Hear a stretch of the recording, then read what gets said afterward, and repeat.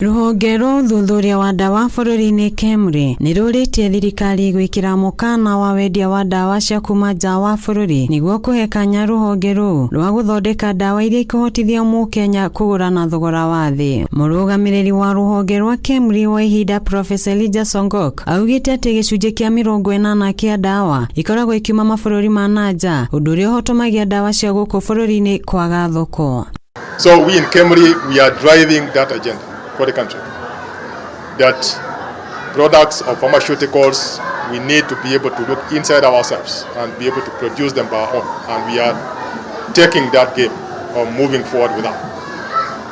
What we are only saying is we come up with these innovations because 80% of the drugs right now in this country or medical products are imported.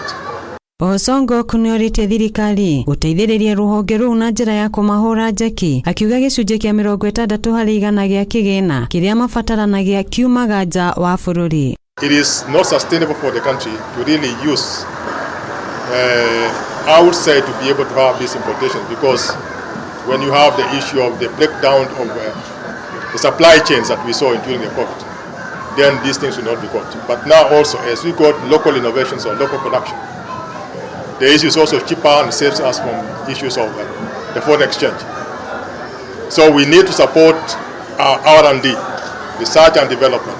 Without research and development, we cannot be able to get these products. And we are really asking our government to support us in getting out these innovations.